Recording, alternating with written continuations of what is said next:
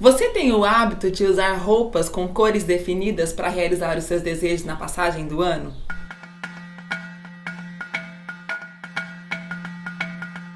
Essa relação entre cores, sentimentos, sensações e até mesmo coisas concretas sempre foi feita pelo homem.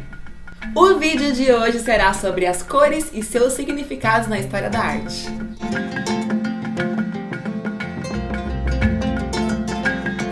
Há mais ou menos 40 mil anos, surgiram os primeiros pigmentos feitos pela humanidade. Eram cores extraídas de matéria-prima natural como carvão, ossos queimados, sementes, folhas, flores, sangue, gordura animal. Era uma infinidade de coisas que eram utilizadas que pudessem ser extraídas cores.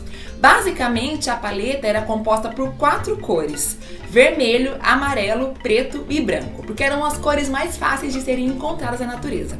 Com o passar do tempo, o homem foi procurando novas matérias-primas e fazendo outras experimentações, combinando vários elementos diferentes. Surgiram então as outras cores que nós conhecemos. A paleta de cores aumentou muito nesse período. Surgiram então os tons de azul, verde, lilás, marrom e uma infinidade de cores que nós temos atualmente.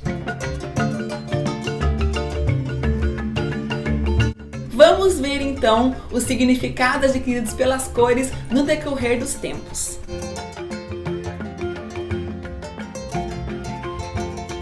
O vermelho foi encontrado nos primeiros sítios arqueológicos, inclusive na China e na África do Sul. Essa cor era utilizada tanto para pinturas nas paredes das cavernas quanto para pintura corporal. Era utilizado também durante as oferendas para os mortos, porque simbolizava o sangue. Os antigos chamavam o vermelho de escarlate. O tom mais utilizado era o ocre e era empregado também nas estátuas, nos vasos e na decoração. Os egípcios associaram a cor vermelha à vida, à saúde e à vitória. Por conta disso, era uma das cores mais utilizadas nos rituais religiosos.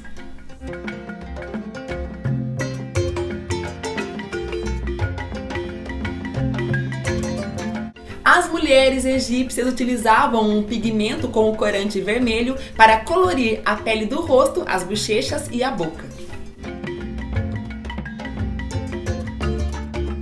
Para os maias, asiáticos e os europeus, o vermelho simbolizava a majestade e o poder do império. E durante a era cristã, foi utilizado como traje dos sacerdotes por simbolizar o sangue de Cristo. Pintores como Rafael, Rembrandt e Rubens, e depois o Van Gogh, utilizavam o vermelho para acentuar a dramaticidade de suas pinturas.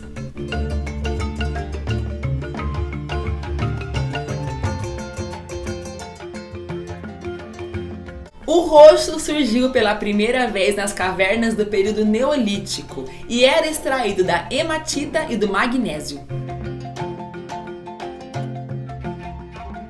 Foi constantemente utilizado para representar animais. Para os fenícios, essa cor simbolizava a nobreza. O pigmento chamado púrpura de Tíria era extraído de caramujos marinhos. Para eles, essa cor servia para distinguir as classes sociais. Somente os nobres poderiam usar roupas com a cor púrpura ou roxo. No século XV, o Papa Paulo II decretou que a cor púrpura não poderia ser usada pelos sacerdotes. Começaram então a utilizar a cor vermelha, que simbolizava o sangue de Cristo. Entre o século XVIII e XIX, essa cor começou a ser associada à nobreza, por conta do alto custo da sua extração e confecção. Somente membros da alta aristocracia, como por exemplo a imperatriz Catarina da Rússia, poderia utilizar roupas feitas a partir dessa cor. Essa cor também foi a favorita entre os artistas pré-rafaelitas, porque davam à pintura um ar de romantismo.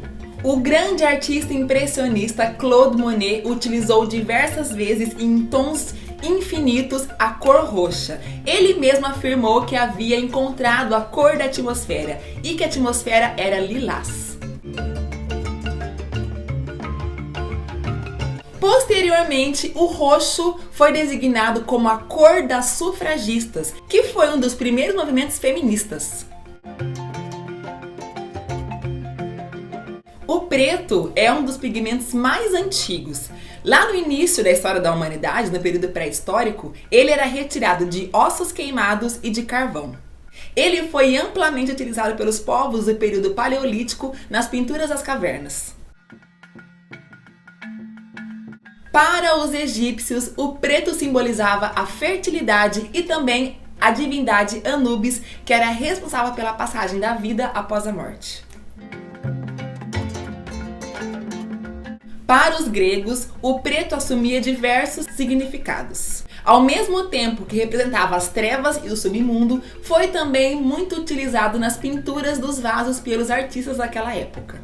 Na Idade Média, ele foi constantemente associado ao inferno. As pinturas onde aparecem o demônio como uma figura humana, geralmente ele tem a pele negra e asas negras também. Mas mesmo assim, os monges da ordem beneditina utilizavam trajes com essa cor para simbolizar a penitência. Entre os séculos 14 e 15, a confecção desse pigmento alcançou seu auge e começou a ser associada à nobreza. E no final do século 16, todos os monarcas da Europa já utilizavam roupas com a cor preta. Foi também utilizado pelos puritanos e durante a Reforma Protestante. Esses momentos históricos pediam roupas mais simples, sóbrias e austeras. Os impressionistas, como Manet e Renoir, representavam constantemente homens utilizando ternos pretos em diversas atividades sociais. E na década de 20, a estilista Coco Chanel introduziu na moda o conceito do pretinho básico. Para ela, o único vestido preto poderia ser utilizado em várias ocasiões diferentes, precisando mudar somente os acessórios. E na década de 60, esse conceito se popularizou pelo vestido preto criado por Givenchy para a atriz Audrey Hepburn no filme Bonequinha de Luxo.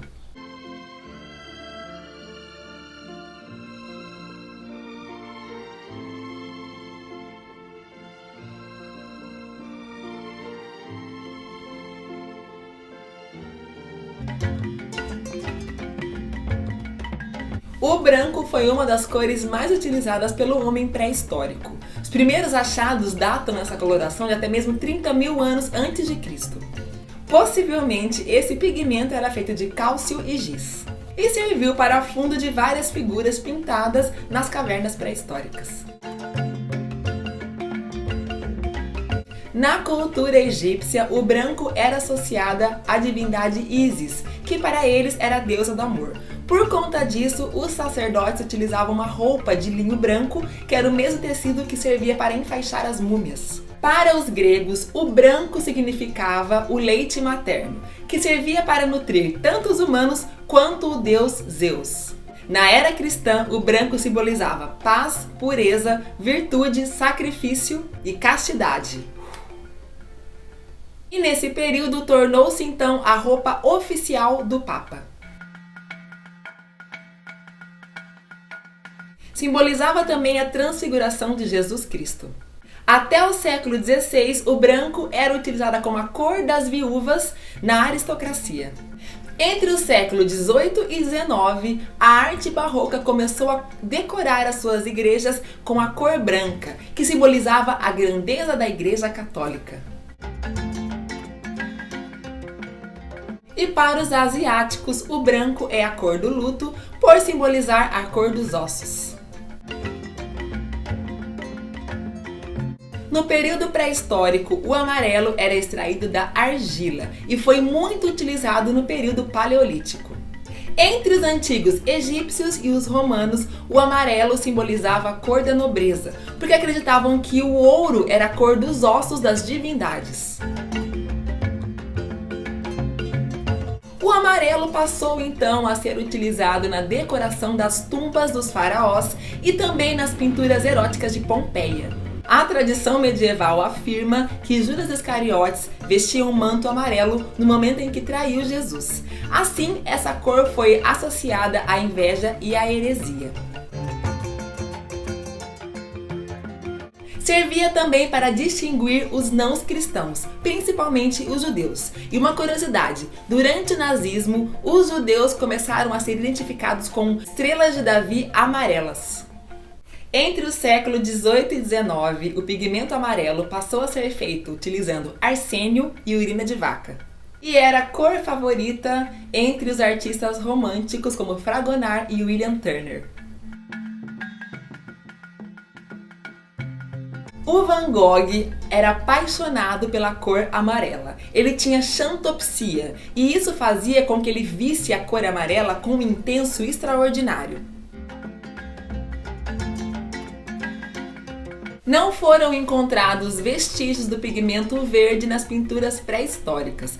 Porém, acredita-se que os povos do Neolítico, que habitavam o norte da Europa, já extraíam essa cor das folhas de uma determinada árvore para tingir suas roupas.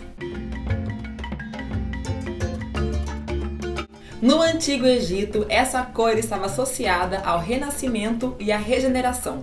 Várias divindades foram representadas com a pele da cor verde. Na Idade Média e no Renascimento, as classes sociais eram distinguidas pelas cores: cinza e marrom para camponeses, o vermelho para a nobreza e o verde para os comerciantes. E é por isso que podemos concluir, por exemplo, que a Mona Lisa de Da Vinci e a noiva do casal Arnolfini de Jan van Eyck faziam parte da classe dos comerciantes.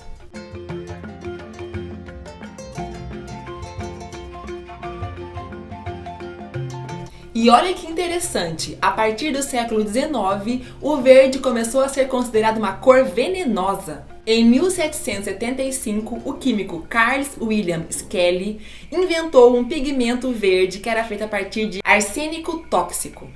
O corante se popularizou durante a era vitoriana, apesar de muitos acreditarem que fosse uma cor venenosa. Muitas pessoas atribuem a morte de Napoleão Bonaparte em 1821 ao corante verde que foi utilizado para tingir os papéis de parede que decoravam o seu quarto.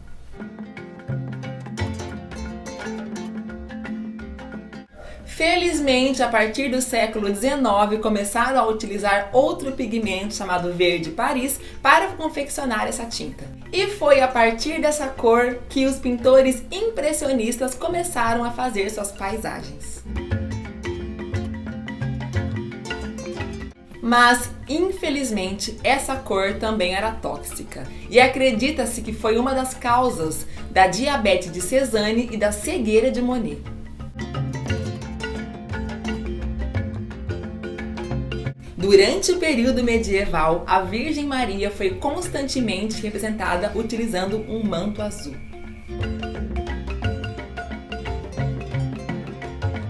E essa cor foi eleita tanto pelo seu valor simbólico como pelo seu valor material. Durante séculos, essa cor foi associada à nobreza. O pintor renascentista Rafael utilizava essa cor para simbolizar o divino. O azul sempre foi um pigmento muito caro. Lá no Egito Antigo, eles extraíam essa cor da pedra chamada lápis lazuli, que era uma pedra extremamente azulada, e essa coloração tinha o seu preço muito parecido com o preço do ouro. Eles utilizavam esses pigmentos em pinturas, em esculturas de divindades e de faraós e de elementos que eles utilizavam para enfeitar e decorar seu próprio corpo. Ele também simbolizava a divindade.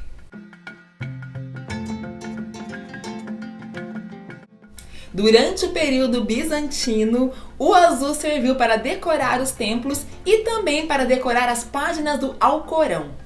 Os muçulmanos acreditavam que o azul era a cor favorita de Maomé. Os asiáticos também gostavam muito do pigmento azul. Durante todo o século IX, começaram a exportar suas porcelanas para a Europa e isso influenciou diretamente a pintura em louça daquele período.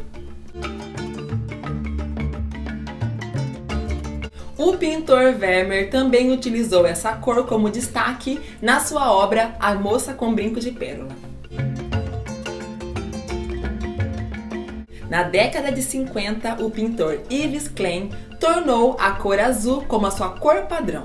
E isso foi uma sensação nas artes no período pós-Segunda Guerra. Ele afirmou o seguinte: o azul não tem dimensão, está além das dimensões, diferente das outras cores. Me fala uma coisa, depois de tudo isso que você aprendeu nesse vídeo, qual sua cor favorita? Deixa aqui nos comentários. Aproveita, se inscreva no canal, deixa um like no vídeo e compartilhe nas suas redes sociais. Um beijo!